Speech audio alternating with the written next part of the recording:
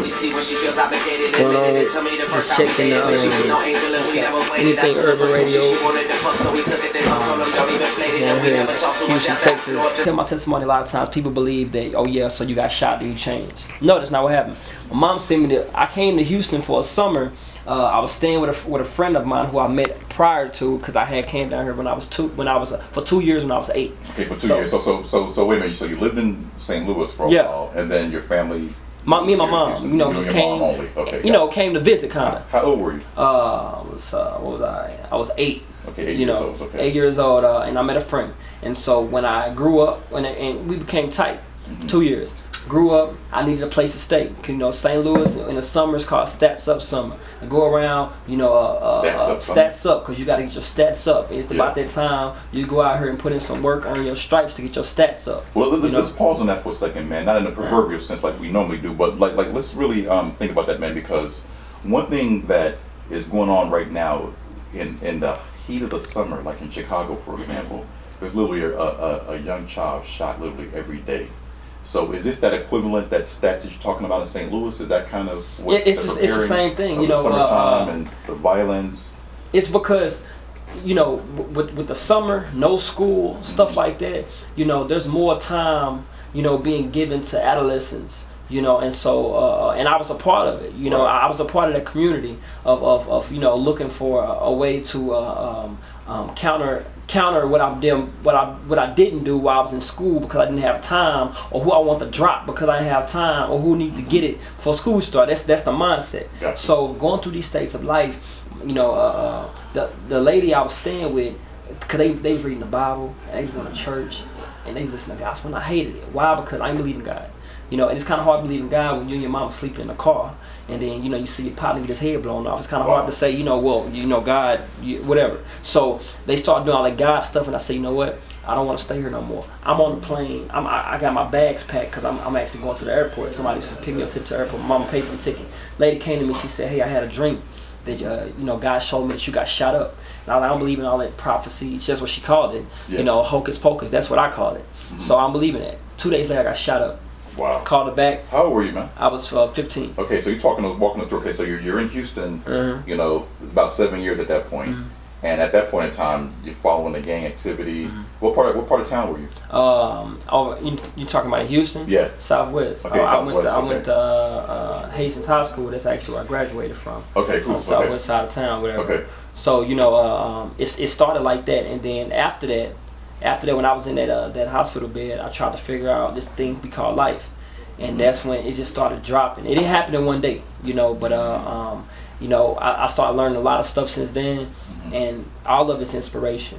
Yeah. I don't have the before I knew how to talk, before I knew how to dress. It was just the desire to go out and tell people, and inform people on what's going on in the community. Gotcha. What was that turning point, man? I guess, was it that incident where you were shot? It was that incident, but it was a collective thing, because I questioned a lot of stuff. So, and that's what a lot of youth are doing. It's a lot of questioning, but instead of you answering the question, you answer vaguely, and then this is the show me generation. So unless you show me how to be successful, I'm gonna go out and do what I think success looks like. Right.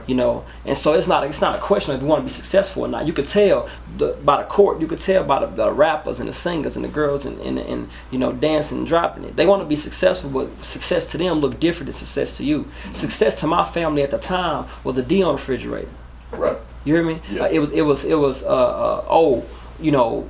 be successful. Well, I had an F, now I got a D. Everybody happy. Yes. Now, as it relates to now, success ain't a D no more. You know what I'm saying? Because there's life is a combination of states. So going through those states of mind, I learned a lot of stuff, and that has prepared me to go out here and speak with substance, right. And to convey a message to other young people, that we have to be educated. Yeah. Not educated just academically, but spiritually, socially, and culturally. There's a lack of education, and it used to be that the old teach the young. Now the old don't know. You know what I mean? And so the old don't know. So now we teaching them, and they trying to it's a problem now. Right. You know what I'm saying? Right. And it's like, who's gonna go out here and really call it what it is? You know, I played both sides of the fence. You hear me? I've been out there, whatever. You know what I'm saying? I've been in the church, been in schools, all that type of stuff. And it never fails that there's still a lack of understanding. Right. You know, there's a lack of education in the society.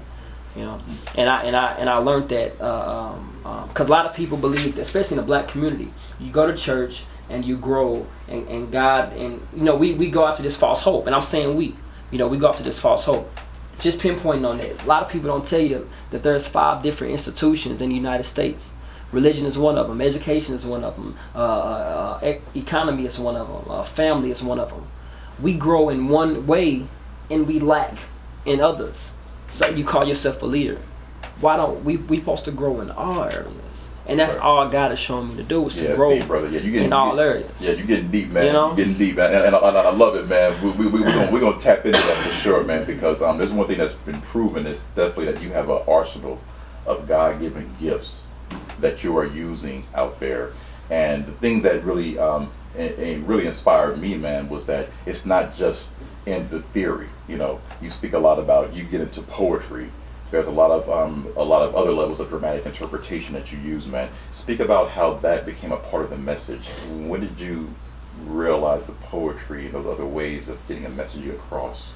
Because it's working, man. I'm seeing how those sisters was just appreciating you out there at that event, the natural hair care event of last week, man. You really spoke to that audience and moved them, man. So tell us when that poetry became really a part of your messessage. Honestly, I've been a poet since I was a youngin'. Yeah. But I never knew what to call it. Okay. You know, I used to walk around with them radios. They had the record button. Oh yeah. Record songs right there. Put out a little tape. Pass it around the Freestyle, hood. Everybody. We only got one tape, so make sure I get my tape back after you listen to it. That's all it was. But you know, I love poetry, and when I started getting to the word, you know, then I understood that you know, there's sections of the word that's poetry. Mm-hmm. You know, I personally believe, and when I go out and speak, I try to convey this to the audience that life, we are poetry in motion. We are poetry in motion, and God is the poet. Right. You That's know, absolutely right. And if we're poetry in motion, then we're living out a poem, but we're writing a poem we're living out. You know, so all I started to do is just tap into a certain atmosphere or a certain avenue, and it's wordplay. You know, it's diction. It's you know, it's play on words, but it's to convey something. The funny thing, though, man, it's funny you touched on that because I've always been a study of the word, and people don't realize it's been said that poetry is our first language, man. Yeah. It's often been said that. Mm-hmm. You know what I mean? Because poetry is your philosophy. Yeah.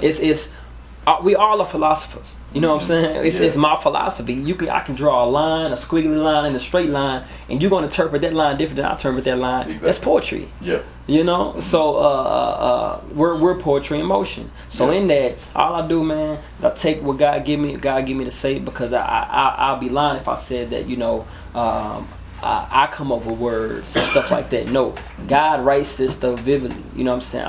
I'm a pencil, a writing utensil. Right. You know, and so in there, He just put it out there, and it's crazy how people react, because all I'm doing is testifying. If you listen to my poetry, just like David's transparency in the word, I try to be transparent. Mm-hmm. I'm telling my story, I'm telling the real situation, and it's just amazing that people be like, yeah, I can relate to that. Yeah. You know what I'm saying? And that's all poetry is. It's just we have a lack of transparency. We feel like we got to be ready-made when we go out here to these people. Yeah. But people can't wait on me to get my degree, because people down there today. Mm-hmm. You know what I'm saying? So I got to take what I got. You know what I'm saying? Yeah, and go out and reach who I can. Mm-hmm. And then let the rest come so I can reach the masses. You hear me? That's what's up, man. That's what's up, man. And it kind of reminds me of one of your messages, man, that I've read and I've really enjoyed, man, is that inspiration comes from within. You can't wait to be inspired. You know what I mean? You can't wait to go out there and find your happiness, man. You know, you got to really be able to find a way to develop that within, through your trust, through your. You say it better than I do. You know what I'm saying? We're here for you, of course, but you see what I'm saying, though, right? I mean, that's kind of what I've understood from your message, man. Tell me this though, too, man. You have a very practical way of delivering a lot of your inspirations, man. There's an area where you help people understand and deal with social issues. There's an area where you help to defeat the odds of any situation by living a principled life. You know what I'm saying? It's really seems like it's so structured, man. How did that come about? You know what I mean? honestly, the trials of life taught me that. Okay. You know, Well, I mean, did you study for it? yeah, Did you study for it? the trials of life taught me that, and what I mean by that is that, you know, the test. You know what I'm saying? I feel like life is a test. You know, I got tired of hearing myself and other people complain about what we don't know. So what I didn't know, you know, like if you go on my house, you're gonna see a bookshelf full of books. Yeah. I personally believe that you need to have your book collection need to exceed your DVD collection. You know what I'm saying? Because we have to learn. You know, we got to be educated. So got into these books, man, reading about politics, studying, blah blah blah. So the principle is that of life. It's like my principle can't be your principle. Yeah. You know, if I gave you the 7 steps to success, and it's like, you know, which I'm not taking anything away from those people who write those 7 steps to happiness, whatever. Yeah. But I'm going to interpret them 7 differently. You know, so all I do is it's a broad, and that's where the spiritual aspect come in, because if I said I have the recipe to success, be lying, because it works for me. Yeah. You know, it might not work for you. So I give out the principles, and then that's where the spirit comes in and helps you interpret it. So I just go out here and socially dealing with the social economics of people. We socially suck as a people, and this is being honest. Some people won't say that. Socially, we've messed up. That's deep, You though, know, man. So we all suck. We suck as a Yeah, people. no You know doubt. what I'm saying? But Yeah. socially, because if you look at everything from a sociological perspective, we lack that. You know, most of us still have this oppressive mindset, like somebody got their arm on our back. You know, and that's a social issue. You know what I'm saying? That it's a social issue because nobody's messing with you. You know, you actually encage yourself. You hear me? Yeah. You engage yourself socially. We suck, and I had to understand. I looked in the mirror. I told myself, "Hey, you suck." You know, I'm a king, but as long as like a peasant, then I receive that of peasants. Right. You know, it's socially. I don't know half of the people I speak with too from Adam. You know what I'm saying? But in that, learning just social economics, you can navigate through all that stuff and make it work for you. And that's all this is. It's no voodoo. It's all it is understanding that socially, if we come up, because everything is about, you can't question where God puts a period. You can't put a question mark where God puts a period. Yeah, So yeah. that's done. Yeah. That's God's logic. So everything outside of God's logic, I went books, and sat down first, because before I ever said anything, I learned. You know what I'm saying? In the church. You know, I give honor to my leaders, mentors, because I'll be lying to you if I say I didn't go to somebody and with these questions say, look, Yeah. you know, what is this and why, and who, what, when, where, and why. And if you can't tell me, I'm going to somebody else. Who, what, when, where, and why, because I need to understand this. And that's all it started. Books, aligning myself with people, you know, with like minds, because what I don't know, they do. You see what I'm saying? But the reason why we don't do that, because God is no respecter of person. Wisdom and knowledge, there's a well of it if you go fishing for it. Yeah. But we go fishing and get bitten by the self-fish. And the problem is, you know what I'm saying, we poison ourselves and poison each other. Yeah. You know, that's all it is. It's a wealth of knowledge. It's right here. You hear me? It's not there's no hidden scrolls. But the mysteries of God only revealed to people who He allowed. And so everything outside of it is always given. But because our pride and ego won't allow us to go and listen to somebody else or look it up, because we feel like I got this, I can do this myself. There's a quote that I love. It says, a noble man compares and estimates himself to an idea that's higher than him. One thing we don't want to do, compare and estimate. Why compare? Why estimate when I can just do it like this? I got into them books, man. I'm in college. You know, I'm the last person they said ever walk across a high school stage. I'm in college. You know, going after my degree, corporate communication. Yeah. And in that, I just soak in. I observe, soak in. You know what I'm saying? I've read the Bible, read the Quran, read all this type of stuff to try to understand this thing. And so it's a wealth of knowledge, man. If I can give anybody a more practical answer, it's knowledge. Yeah. You know what I'm saying? Go after it. Because there's no limitations on it. We got Google. We got, why don't you know? You know? Yeah. And that's my thing. Why don't you know? Yeah, exactly. Well, It's why right not? here at our fingertips now. Why don't you know? Yeah. because a lot of us are afraid of the unknown. Yeah. I ain't afraid of nothing. Yeah, absolutely, man. That's good words, man. I want to really dig into this, and I want to talk some more about some of the approaches and some of the things that you've been doing, some of the books, some of the areas that you've had some impact. I know you speak around the country. You've also been honored by the White House, of course. We want to get into some of that as well. But you're a special guest host with us. You cool with that, right? Indeed. We told you it's a dangerous situation a little bit, right? Danger number one, reason why. We got to dumb it up. But as I was saying, you know, I actually started a nonprofit organization right after I graduated. It was crazy because I went to the school after I graduated. I was like, you know, hey, I want to do this, and they gave me a long laundry list. Man, you got to go to get your DBA, go down to the courthouse, do this and this, then go to the mentorship training for 3 weeks or 4 weeks, then go down to YMCA, boom, boom, boom. Yeah. And was told, and not that they were intentionally trying to discourage, but you probably as an older person, I'm gonna put it like that, you know, older in wisdom or whatever, not just age, you know, when you say stuff, you probably don't know that I'm gonna take this, you know, or it's coming out as discouragement.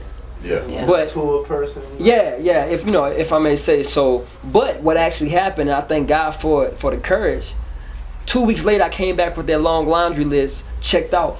Went to the mentorship, sat in the lobby, waited on D. Jones, waited on these people. Now I got educated. That's the name of the organization. You know, I feel like what the Bible said, we perish for lack of knowledge. So I started educated. We got educated brothers, educated sisters. I'm not a thug, I'm not a gangster, I'm not a stripper, I'm an educated brother. Yeah. You know, something like that. So started it, and youth was getting dropped off every Thursday by their parents. You know, but it was at the school at first. The school, I got kicked out the school because I wasn't going with the guidelines of the school because I was telling the truth, you know, and all that type of stuff, right? So they kicked me out. So, you know, God opened up a door at the 80 Community Center, packed it out. Some pastors were mad that they couldn't get their youth at Bible study on Wednesday, but they come and educated on Thursday. And so my thing was, let me talk to these pastors, and you'll be surprised to hear what really they say.